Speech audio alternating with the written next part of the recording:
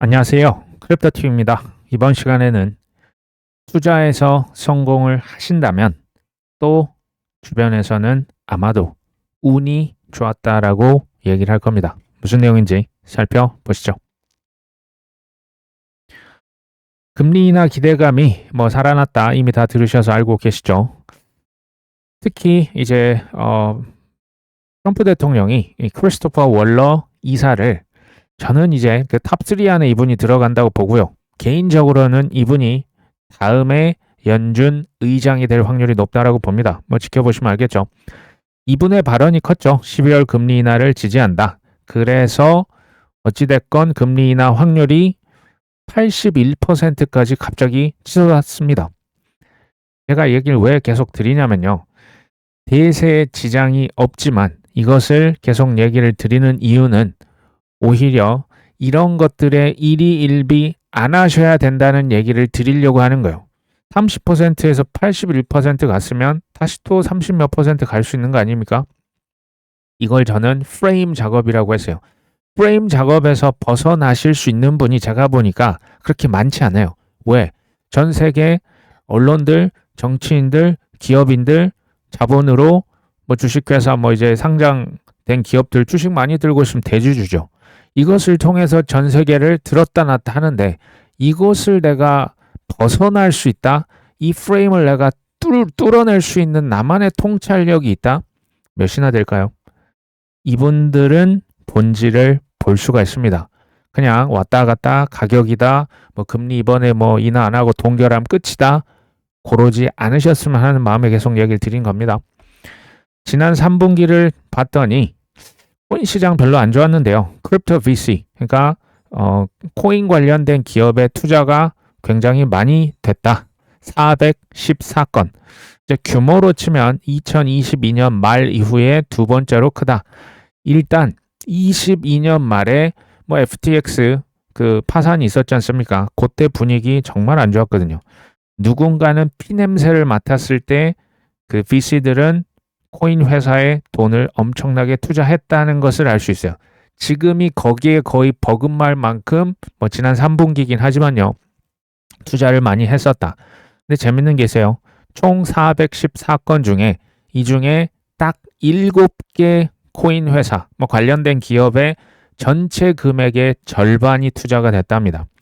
1위는 레볼루트라고 하는 영국의 디지털 그 자산을 다루는 은행이라 보시면 돼요. 근데 이제 그 은행 역할만 아는 게 아니고 소위 말하는 슈퍼 앱, 그러니까 돈과 관련된 모든 것을 싹 할 수 있고요. 굉장히 빠르고 전 세계 모든 지역에 환전도 하고 송금도 하고 결제도 하고 이제 거래도 다 가능합니다. 여기에 돈이 제일 많이 몰렸었고 그 다음은 크라켄, 우리가 알고 있는 미국의 코인 거래소입니다. 그 다음은 크립토 전문 은행이라고 불리는 에레보르, 여기로 이제 돈이 많이 몰렸었다. 3분기에만 코인 회사에 6조 7천억 원이 이제 돈이 투자가 됐습니다. VC 관점에서 살펴볼까요? 왜 지금 이렇게 어려운 시국에 투자를 할 것이냐? 지금 당장이 아니겠죠.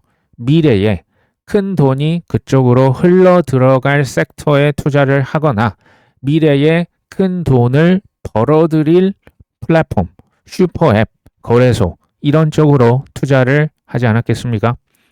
9월 30일 이후 10월, 11월 실은 가격이 더 많이 떨어졌어요. 그러면 저기에 투자한 지금 VC들은 다 실패했을까요? 추정컨대 또 이제 나중에 4분기 또 투자가 얼마나 된지 나올 수 있지만 저는 저가 매수를 누군가는 더 했을 거라고 봐요. 이 와중에 피냄새가 막 이렇게 계속 흐르는 이 와중에 싸게 투자하기는 최적기가 될 줄 누가 알겠습니까? 지나고 나면 알겠죠. 그리고 이런 VC의 마인드를 아실 필요가 있는데요. 10개 중에 1개가요. 쉽게 말하면 초대박이 납니다. 유니콘 기업이라고도 하죠.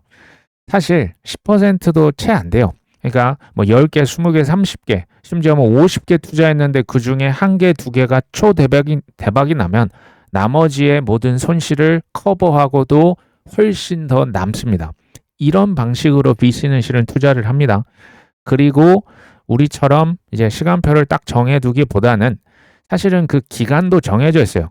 그 이제 그 기업이 이제 성장할 수 있도록 돈만 주는 게 아니고 지원을 하면서 실제로 그 시간을 좀 길게 줘요.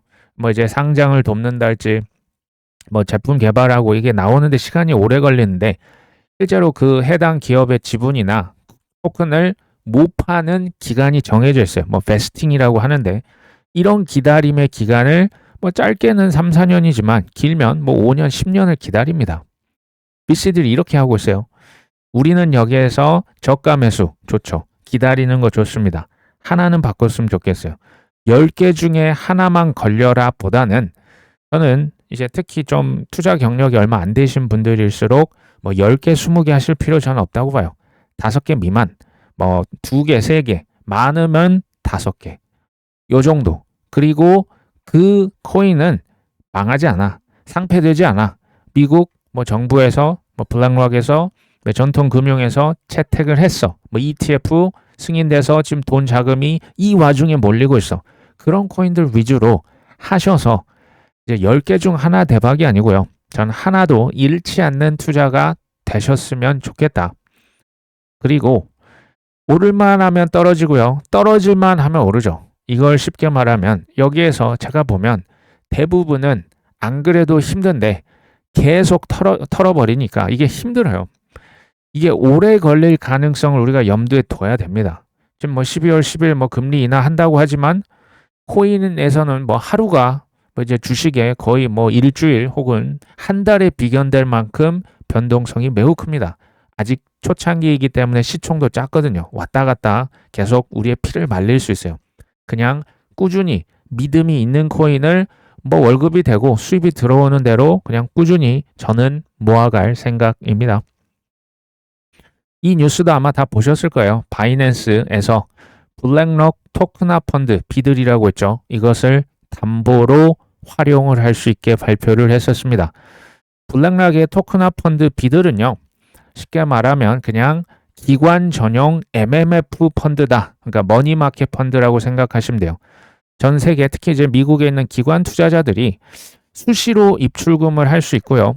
또 근데 이걸로 이자를 받고 싶을 때 MMF 펀드에 그냥 파킹을 해놓거든요. 지금 미국이 여전히 다른 타국에 비해서는 금리가 높죠. 근데 장점이요. 이게 안전한 곳에만 투자를 해요. 그러니까 미국의 단기 채권, 금방 현금화할 수 있는 아니면 레포 이런 거에서 수익을 나면 이게 제가 알기로 매일 비들 펀드를 하면 온체인으로 이자를 따박따박 지급을 해줘요. 그러니까 이게 이제 그 블랙록에서 MMF 이 지금 토크나 펀드를 만들어서 뭐 이더리움이다. 저기 뭐 이제 솔라나다. 여러 가지 그 퍼블릭 체인 위에다가 이미 론칭을 해놨습니다. 근데 비들 펀드 아직은 규모가 막 크다고 보기는 어렵지만 이쪽으로 전 세계 자금이 다 이제 들어올 거예요. 근데 이 비들 펀드를 바이낸스 거래소에 담보로 활용을 한다. 이게 무슨 뜻일까요? 의미하는 바가 있기 때문에 제가 지난 기사에도 한번 가져와 본 겁니다. 세계 1위 자산운용사죠. 세계 1위 거래소가 둘이 만났습니다. 이게 뭘 의미하냐? 저는 블랙록 그리고 바이낸스 둘 다 윈윈이 되기 때문에 이 거래가 체결이 됐다라고 봅니다. 쉽게 말하면 친코인 계열들끼리 1위들끼리 손을 잡은 거예요. 그러면 2위, 3위 저 밑에 있는 사람들은 거래소들은 실은 좀 더 힘들어지는 거예요. 어쨌든 이게 뭘 의미하냐? 글로벌 기관 자금들이 앞으로 이제 우량 코인들, 우량 체인, 그 다음에 비들 펀드 이쪽으로 계속해서 쏟아질 거예요. 체인이라고 하면 이제 그 인프라망입니다. 블록체인 망으로 돈이 계속 흘러듭니다. 쉽게 말하면 블랙록, 비들 펀드의 돈이 전 세계 자금이 쏟아질 거고 두 번째는 바이낸스는 어떻게 돈 법니까? 거래소죠. 거래소는 거래량이 많으면 수수료를 버는 구조가 됩니다. 그렇죠? 바이낸스의 거래량은 폭증할 거라고 저는 봐요. 왜? 지금 담보로 비들 펀드를 잡아줬다는 얘기는 이게 뭐가 되냐면요. 담보에 담보 뭡니까? B2가 가능해요. 이걸로 뭐 할 수 있다? 이거 담보로 딱 걸어놓고 비들 펀드 담보로 잡고 선물 투자할 수 있고요. 마진 거래할 수 있고요. 레버리지 껴서 쉽게 말하면 판돈이 늘어날 수 있다는 얘기예요. 바이낸스 입장에서 보면 판돈, 담보를 늘려준다는 얘기입니다. 저는 이것을 보면서 계속 얘기를 드리지 않습니까? 주요 코인들을, 체인들을 걱정한다. 그걸 걱정하는 자신을 걱정하셔야 된다라고 계속 얘기를 드리고 있습니다. 왜가 중요하죠. 결국에 가격과 가치, 이건요, 이제 소위 이제 왔다 갔다 합니다. 그 이제 뭐 코스톨라니가 이제 그 개를 데리고 산책하는 사람의 비유를 했지 않습니까? 개가 산책하는 사람보다 먼저 앞서갈 수도 있어요. 근데 결국은 산책하는 주인, 결국 오지 않습니까? 뒤에 있어도 결국 시간 지나면 같이 만나지 않습니까? 가격과 가치는요, 결국은 만납니다. 근데 가격이 더 높은지, 그러니까 거품이 껴있는지, 가치가 더 높은지, 그러니까 거품이 빠져 있는지, 바닥에 가격이 떨어져 있는지, 요거를 반드시 보실 수 있는 통찰력이 필요합니다. 그리고 통찰력이 있다고 해도요, 기다리셔야 돼요. 믿음이 필요하고요, 시간이 필요합니다. 글로벌 기관의 자금이 비들 펀드로 들어오고 이것이 바이낸스 거래의 그 거래소 담보로 잡아준다. 윈윈 할 수밖에 없는 구조입니다. 이게 쉽게 말하면 지금 새로운 디지털 화폐, 디지털 자산에 돈이 들어올 수 있는 파이프라인을 서로 구축하고 있다. 갤럭시 디지털이 폴리마켓과 칼시 둘 다 대표적인 예측 시장이죠. 이제 어떻게 될 것이다의 돈을 걸고 배팅하는 거. 이게 이제 미국에서 이미 그 승인을 했습니다. 여기에 마켓 메이커가 되겠다.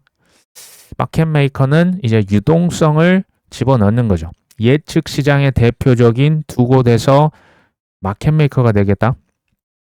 지금요, 이제 그 셧다운이 뭐 해제는 됐는데요. 그 여파가 지금 이래저래 지금 미국에서 금리도 지금 인하를 안 하고 있고 잠깐 유동성이 지금 말라붙었어요. 굉장히 힘들어지고 있는 지금 이 어려운 시기에 새로운 디지털 머니, 자산, 부의 파이프라인이 신나게 건설되고 있습니다. 이게 지금 시간이 걸리기 때문에 착착 진행이 되는데 가격이 안 변하니까 우리 눈에는 다 물음표 퀘스천 마크밖에 실은 보이지 않는 거예요.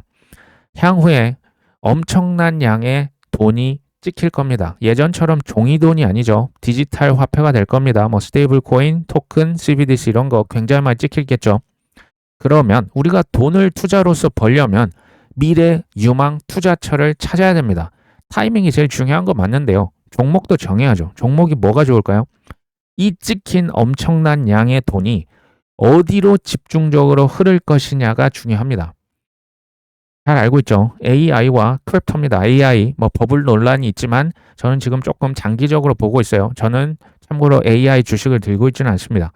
자, 어쨌든 크립토라고 하면 저는 저 예측 시장도 그 중에 하나가 될 거라고 봐요. 저쪽으로 자금이 쏠려 들어가요. 누군가 돈을 찍었잖아요. 그 돈이 어디론가 가야 됩니다. 그 뭐 아까 얘기 드렸던 비들 펀드로도 갈 거고 이제 거래소가 그 코인 거래만 하는 게 아니지 않습니까? 슈퍼앱이 되면 그쪽으로도 돈이 가는 거예요. 아까 그 무슨 슈퍼앱 그 은행이 있었죠. 디파이 뭐 거래소, 탈중앙화 거래소, 토크나 펀드, 심지어 밈코인으로도 돈이 갈 겁니다. 이제 ETF 이제 뭐 100개씩 나온다면서요. 그쪽으로 자금 빨려 들어가요. 그런 쪽으로 돈이 가겠죠. 그리고 여기 하나를 추가하자면 저는 뭐 이제 뭐 별도의 주식을 뭐 이렇게 큰 자금으로 하진 않습니다. 바이오 쪽도 보니까 좀 뜨고 있는 분야가 몇 개가 보여요.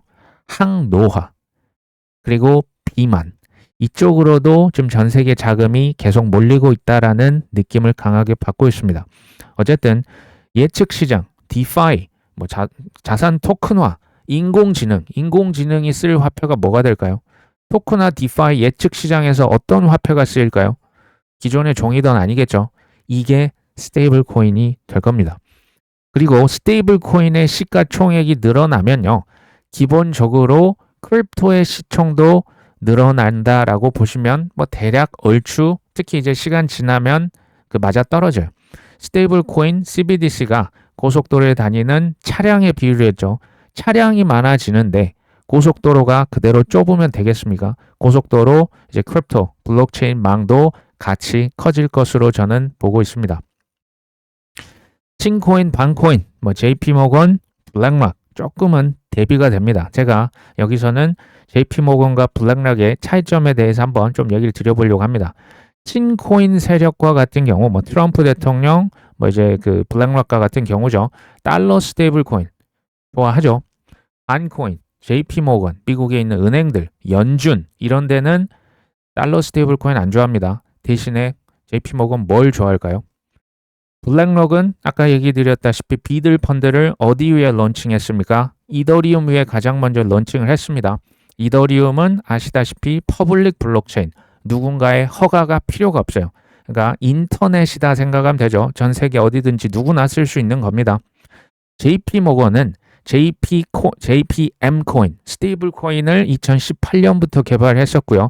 이것을 퍼블릭 체인이 아니고 프라이빗 체인 위에 올려놨어요. 그렇죠? 근데 JP모건이 좋아하는 것은 사실은 지금 뭐 퍼블릭 체인이 아니고 실은 예금 토큰화예요. 예금 토큰화는 우리가 볼 때는 뭐 그게 그거 아니야 라고 할 수 있는데요. 엄청난 차이가 있습니다. 예금 토큰화는 뭐냐면요. 그러니까 생각해 보십시오. 스테이블 코인을 쓰게 되면 JP모건과 같은 은행 자체를 아예 안 써요. 은행망 자체가 필요가 없어요. 예적금 할 필요가 없습니다. 폰에서 폰으로 스테이블 코인 전 세계 그냥 보내버리죠. 은행이 무너질 수밖에 없는 구조예요. 그러니까 JP모건, 시티은행, 뱅크 오브 아메리카 같은 미국의 은행은 예금 토큰화를 하고 싶어 하는 거예요. 예금을 토큰화한다? 일단은 그러니까 예금을 토큰화해서 이제 블록체인 쓸 수밖에 없어요. 가급적 자기들이 만들어 놓은 퍼블릭 체인 말고 프라이빗 체인을 쓰고 싶은 거예요. 왜? 통제하고 싶은 거예요. 프라이빗 체인. 은행은 통제입니다. 통제. 그리고 은행 계좌에 일단 돈을 들여오고 싶은 거예요. 그거를 내가 토큰화 시켜가지고 전 세계에 뿌리든지 하고 싶은 건데 은행 계좌 자기 JP모건 은행 계좌를 계속 쓰고 싶은 거예요. 그래야 예대 마진도 가져갈 거 아닙니까? 이해되시죠? 반면 스테이블 코인은 은행 계좌가 필요가 없기 때문에 이제 JP모건 심지어 이제 신용카드 회사도 다 싫어해요.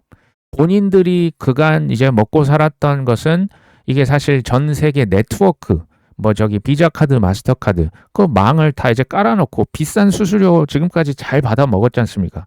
근데 사람들이 이거 비싸네, 이거 오래 걸리네, 나 이거 그냥 그 스테이블 코인 쓸래, 퍼블릭 블록체인 쓸래, 이더리움 레이어 2 쓸래 이러면서 사람들이 이동하네요. JP모건이 이거 아는 거예요. 신용카드 회사도 이거 아는 겁니다. 그래서 준비를 철저하게 했다고 얘기를 드렸죠. 이더리움은 여기에서 경부고속도로의 역할을 담당해요. 우리나라 기준 경부고속도로가 핵심이죠. 핵심이고 그 주변에 이제 다른 고속도로, 국도다, 지방도다 뭐가 이렇게 다 얽히고 설키는 겁니다.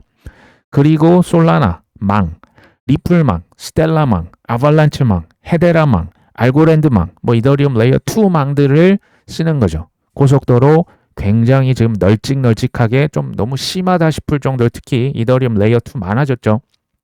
준비하는 거예요. 비트코인 당연하고요. 미국산 ETF 코인, ISO 2002 코인 지금 같은 때 좀 공부를 많이 해보세요. 이런 것들은 실은 확정된 미래예요. 전 세계 부가 이쪽 망으로 실은 몰려듭니다.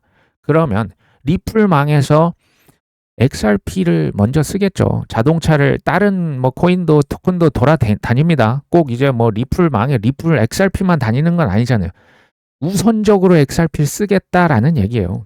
이더리움에서는 이더리움이라고 하는 코인을 우선적으로 쓰겠다. 물론 다른 것도 왔다 갔다 하겠지만 이해되시죠? 단 오래 걸릴 수도 있다는 게 실은 함정이에요. 그리고 우리 어떤 그 단기적인 예측들 사실 많이 틀렸잖아요. 관세 폭탄 예측 못했고 10월 10일 그냥 엄청난 청산 이거 우리가 못 맞춰요. 이게 실은 어려운 거예요. 우리의 마음은 항상 빨리빨리잖아요. 빨리빨리 됐으면 좋겠다. 빨리빨리 되지 않을 가능성이 오히려 더 큽니다. 미국의 연준 총재 중에 한 분이 AI와 달리 암호화폐는 사용 사례가 없다. 이거 굉장히 익숙하죠. 연준은 어디 편이라고 했습니까? JP모건 편이에요. 그 뿌리가 같아요. 뿌리가. 그렇죠? 여기에서는 예전에 우리가 많이 들었던 거. 블록체인은 기술이잖아. 코인은 사기잖아. 코인은 쓸 데가 없네. 느낌 오시죠? 어떤 또 이제 복수의 애널리스트가 이런 얘기 했습니다. 내년에 비트코인이 5만 달러까지 하락할 확률이 높고 신고가 대비는 한 60%까지는 그래도 떨어지지 않겠어? 이런 얘기를 합니다. 저는 이게 2022년 12월인가? 그때로 기억하는데 그때 비트코인이 하여튼 2만 달러 미치었거든요. 또 10,000달러 간다. 또 5,000달러 간다. 그렇게 얘기했었던 기억이 납니다. 그때 느낌이랑 좀 비슷해요. 그런 느낌이 듭니다. 어쨌든 하락을 점친다라고 하는 기사가 쏟아져 나오고 있습니다. 두려움이라고 하는 게 사실은 뭐 저도 느낍니다. 두려움 어떻게 안 느껴요? 근데 그것을 이겨내셔야 돼요. 왜 이걸 못 이기냐? 저는 생각을 해본 적이 있는데요. 선천적인 분들도 있어요. 그러니까 유독 겁이 많고 아니면 어렸을 때 예를 들면 가정 형편이 좀 어려우시면 돈에 대한 집착이 강해지는 경우가 있어요. 그런 경우 특히 손실에 대한 두려움이 너무 커요. 이런 분들은 사실은 코인이 안 맞으실 확률이 높아요. 코인 말고 다른 것도 실은 좋은 게 제가 많다고 하는 게 그래서 드린 얘기예요. 혹은 후천적으로 못 이긴다. 좀 표현이 그렇지만 찬물로 얼음 샤워 하셔야 돼요. 무슨 얘기냐? 정신 차리셔야 된다는 얘기예요. 후천적인 것은 노력이 부족하다는 얘기예요. 싸게 사서 비싸게 파시면 실력자입니다. 이거 다 동의하십니까? 그런데 문제는 뭐냐면 싸게 팔고요. 비싸게 사고요. 싸게 팔고 비싸게 삽니다. 그러면서 항상 핑계를 대요. 그럴듯한 핑계입니다. 왜? 아니 떨어질 것 같으니까 떨어진다라고 얘기하겠죠. 끝난 것 같으니까 끝났다라고 얘기를 하시겠죠. 반대로 행동이 결국은 그 사람의 미래를 결정합니다. 행동을 만약에 반대로 하셨다, 핑계를 냈다, 아마추어입니다. 실제로 행동을 하셔야만이 실은 실력자가 되겠죠. 도이체방크는 비트코인의 급락이 취약한 시장 구조를 드러내고 있다.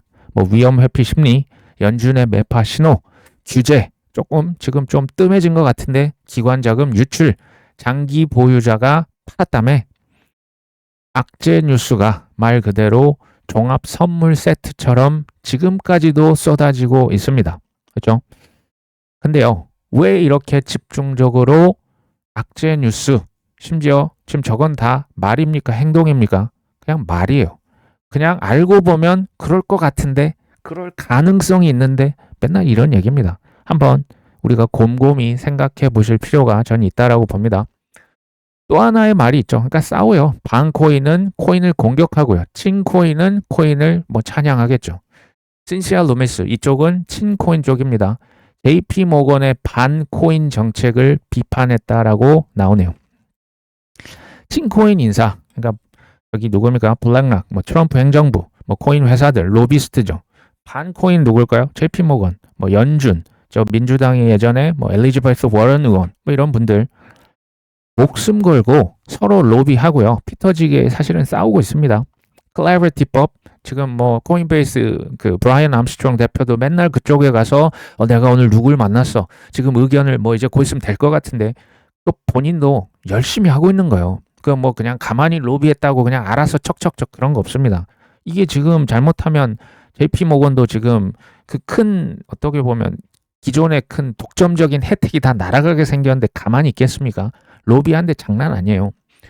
근데 더 중요한 것은 그런 과거의 큰 금융 기관들, 전통 금융, 은행, 카드, 증권 회사들도 스테이블 코인, 자산 토크나 디파이 안 하면 된다, 안 된다? 안 하면 안 됩니다. 무조건 해야 돼요. 이거 알고 있는 거예요. 그리고 인트라넷, 그러니까 인트라넷은 어떤 한 회사에서만 쓰는 그 이제 사내 인터넷. 요게 왜 사라지진 않겠죠. 뭐 이제 뭐 대기업 같은 경우 그걸로 소통도 할 거예요. 근데 이게 사라지진 않지만 결국에 사람들은 뭘 더 선호할 겁니까? 당연히 인터넷 쓰겠죠. 소통하고 싸고 빠르고 훨씬 더 편리한데. 지금 뭐 국제 지정학이다, 정치다, 경제, 화폐, 그리고 우리들의 개인적인 삶에 있어서도요. 지금 보니까 예전에는 그냥 미국 원탑이었잖아요. 달러 패권이었지 않습니까? 근데 지금 이게 계속 균열이 가요. 지금은 춘추 전국시대 같아요. 분권합니다. 좋게 말하면 다양성인데요.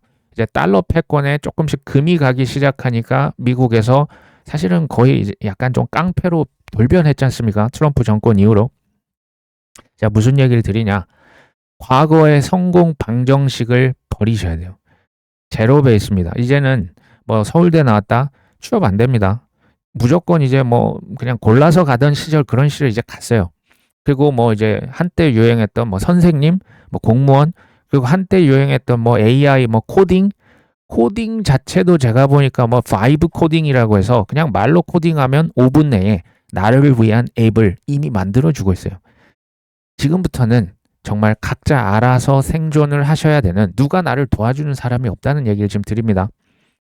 에릭 트럼프가 아메리칸 비트코인 채굴 시설을 공개를 했습니다. 저는 에릭 트럼프를 보면서 저는 이 사람 찐이다라고 생각하거든요. 트럼프 일가가 한번 생각해 보십시오. 거기에 핵심에 이 에릭 트럼프가 있어요. 코인 기업 혹은 코인 주식, 코인 자산 팔았습니까? 아니에요. 지금 아메리칸 비트코인 채굴 회사인데요. 채굴한 게 별로 없고 지금 3,400개 들고 있는데 지난 분기에 비트코인 3,000개를 그냥 돈 주고 샀어요. 그만큼 이 사람은 진심이에요. 에릭 트럼프는 코인에 대한 이 지금 생태계를 빠삭하게 잘 꿰뚫고 있는 인물 맞습니다. 이 사람은 가격의 급등락 신경 별로 안 써요. 이런 사람은 뭐 떨어질 것이다, 언제 오를 것이다, 얼마 간다, 못 맞춰도 결국 이길 겁니다. 비트마인이 지난주에 이더리움 7만 개를 추매했다. 이것은 이제 뭐 놀랍진 않죠. 근데 이더리움 외에 비트코인을 192개를 들고 있고요. 또 하나는 에이코 홀딩스라고 하는 주식을 보유를 하고 있습니다. 근데 올브스라고 하는 인간의 홍채거든요. 이 회사는 아시다시피 에이코 홀딩스는 월드코인의 총 코인의 유통량의 10%를 들고 있는 DAT 기업이에요. 이 회사 주식을 왜 들고 있을까요? 신기합니다. 그렇죠? 에릭 발추나스가 6개월 내에 100개 코인 ETF가 쏟아진다. 도지코인, 체인링크, XRP 100개라고 하는 게 뭐 사실 잘 와닿진 않는데요. 이걸 보면서도 누군가는 패닉세라고 이미 뭐 국장에 떠나셨던 뭐 그런 분들 있죠. 조롱하시는 그 이제 다 자유입니다. 이거 뭐 누가 뭐라 할 일은 아니죠. 근데 누군가는 떠날 때 누군가는 계속 삽니다. 비트마인 보십시오. 그리고 ETF 100개를 출시해요. 저는 ETF 100개, 200개, 300개가 쏟아져 나와도 저는 그럼에도 시가총액이 큰 미국 코인 위주로 돈이 이제 절대적으로 몰릴 거라고 봐요. 이건 이제 여기서부터는 개인적인 의견이지만 지금 좀 많이 물려있는 이제 그 시총이 작은 코인이 아마 있으실 거예요. 저는 내년에 물 들어온다고 봅니다. 이게 계속 지금 뒤로 미뤄진 거예요. 그러니까 왜 계속 뒤로 미루냐? 이건 뭐 제가 어떻게 할 수 있는 게 아니고요. ISM과 PMI 지수를 보셔야 돼요. 비즈니스 사이클, 그러니까 기업들이, 우리 같은 일반 개미들이 실물 경제에서 돈을 벌고 여유가 있고 빚을 조금씩 갚아 나가고 돈을 벌고 돈이 돈다. 이게 PMI 지수예요. 이게 50 밑에서 3년간 억눌렸던 것은 지난 50년, 60년, 70년 이래 처음이에요. 이런 일이 처음입니다. 그러니까 신기한 거예요. 그래서 라울 팔은 이게 내년으로 밀렸다라고 얘기하는 거예요. 저도 내년에 물이 이 PMI 올라와요. ISM 지수 올라올 겁니다. 안 그러면 죽는데요. 정부도 빚을 갚아야 되면 돈 찍어버려서 그 빚을 희석시켜야 돼요. 그게 지금 올해 올 줄 알았더니 지금 내년으로 밀린 감이 듭니다. 내년에 물 들어올 때 파는 것을 저는 고려해 봐야 된다. 왜? 생각해 보십시오. 월가에서 코인 ETF 100개, 200개, 300개를 나온다라고 하는 것은요. 저한테는 어떻게 들리냐. 결국 돈을 찍어내고 자산 시장을 펌핑시킬 거라고 하는 것을 의미해요. 무슨 얘기냐면 우리들이 지금 뭐 바닥이야 했는데 이게 지금 바닥이 아니고요. 우리들을 먼저 살을 찌워야 돼요. 살 찌신 분 계십니까? 올해 큰 돈 버신 분 혹시 계실까요? 거의 없으시지 않나요? 우리 같은 일반 개미들을 살을 통통하게 찌워야 돼요. 그러면서 사람들이 이성을 잃었을 때 어떤 일이 벌어집니까? 그때 딱 밑장을 다시 뺄 거예요. 공매도를 칠 수도 있고요. 뭐 이제 그 FTX 파산 아니면 뭐 JP 모건이 그 MSCI 지수에서 스트레치를 빼겠어. 얼마든지 나올 수 있어요. 근데 그때 살을 찌우고 전 세계 이제 눈이 뒤집혔을 때 또 전세금, 퇴직금, 대학 등록금 가지고 코인 가자 외칠까요? 안 외칠까요? 전 요게 아직 안 왔기 때문에 뭐 시즌 종료? 글쎄요. 뭐 저는 그렇게 보진 않아요. 오히려 새로운 시즌이 시작했으면 시작했지. 이거 나중에 저는 또 나올 거라고 봐요. 그리고 찐 바닥, 진짜 꼭지에서는 바닥과 꼭지라는 실은 말이 전 없을 거라고 봐요. 진짜 바닥은요. 사람들이 다 죽어서 소리가 없습니다. 진짜 꼭지는요. 꼭지라고 얘기하면 어마어마한 욕이 쏟아질 거예요. 왜? 그 뭘 의미하냐? 100%, 그러니까 99.9%라고 하겠습니다. 99%의 대중들이 한 방향성을 딱 쳐다보고 있을 때는요. 그건 꼭지라고 우리가 그 인지하기가 아마 어려우실 거예요. 말하면 뭐 어마어마한 욕을 먹겠죠. 환율이 심상치가 않습니다. 지금 뭐 국민연금이 구원투수로 등장한다 이런 이야기가 계속 나오는데 어쨌든 1,470원대를 찍고 뭐 80원대를 거의 육박합니다. 제가 이런 것이 있으면 지금 뭘 이제 어떤 생각이 드냐면 코인이 아니어도요. 각자 도생의 시대가 이미 전 왔다라고 봐요. 특히 이제 해결책이라는 게 코인이 아니셔도 있으면 그냥 그거 하셔야 된다. 우리가 철석같이 믿고 있는 나의 평생 직장, 나의 평생 어떤 그 무슨 기술 쉽지 않다고 봐요. 환율이 이렇게 녹아내리면 사실은 상대적으로 계속 빈궁해질 수밖에 실은 없죠. 한국 환율도 지금 망가져 있고요. 일본도 뭐 만만치는 않습니다. 왜 이렇게 환율이 실은 전 세계적으로 망가지고 있냐? 환율은 상대적이죠. 미국보다 한국과 일본의 화폐 수요가 더 많을까요? 한국 사람이 한국 그 원화 쓰고 일본 사람 엔화 쓰지. 근데 미국 달러는 전 세계가 선호합니다. 한국, 일본은 화폐 수요가 더 적은데요. 더 많이, 더 오래 찍었어요. 특히 일본 그렇고요. 한국도 지금 굉장히 많이 지금 찍어내고 있어요. 돈을 찍어내니까 상대적으로 그 가치는 떨어지는 게 당연한 겁니다. 예전처럼 미국이 뭐 우방이라고 해서 막 이제 6.25 뭐 도와주는 것처럼 도와줄까요? 저는 쎄한 느낌 들어요. 이전처럼 한국과 일본을 전 돕지 않을 것, 그 방향성을 얘기 드리는 거예요. 오히려 최근에 그 미국의 트럼프 대통령을 보면 중국의 시진핑 주석과 더 친한 것 같고요. 러시아의 그 대통령 있잖아요. 더 친한 것 같아요. 러시아 중국이랑 더 친한 것 같습니다. 그렇지 않나요? 독일에서 징병제를 실시할 거라는 얘기가 나오고 있습니다. 당연히 뭐 젊은 층들은 반대하겠지만 뭘 의미하냐? 우리의 삶을 그 누구도 보호해 주거나 책임져 주지 않습니다. 회사에서 이제 40살만 넘어도 2년치, 3년치 월급 퇴직금 줄 테니까 나가라고 희망퇴직 받고 있습니다. 이게 점점 더 넓어져요. 결론은 제가 생각하는 이제 그 해결책이죠. ISO 2002 코인들, 미국의 ETF 코인들, 마지막 기회다라고 생각하시고 우리 수능 공부하듯이 한번 공부를 많이 해보시면 좋을 것 같다. 그리고 믿음이 오는 코인 위주로 베팅을 하시면 어떨까 하는 생각이 듭니다. 마치 2년, 3년 전이었습니까? 삼성전자 얘기하면 어마어마한 조롱을 받았을 때가 있습니다. 국장 탈출이 지능순이지. 원금을 내는 국장, 실은 지금도 국장을 비웃는 분들이 많이 있어서 그 곧버스라고 합니까? 그 좀만 오르면 사람들이 계속 이제 숏을 치고 있어요. 그만큼 국장을 비웃었는데 삼성전자, SK하이닉스 많이 올랐죠. 지금 이렇게 뭐 비웃을 그건 아닌 것 같고요. 중요한 것은 이 정확한 타이밍을 우리가 아냐라는 거예요. 방향성을 알아도 쉽지 않습니다. 그래서 저는 객관적인 지표를 많이 보셔야 된다. 여기 한 가지를 추가합니다. 지표 좋은데요. 지표와 사실은 경험치를 쌓으셔야 돼요. 경험을 하다 보면 전 실패도 경험이라 보거든요. 포기하지만 않으면. 거기에서 배운 실은 경험치, 이것을 직감이라고 해요.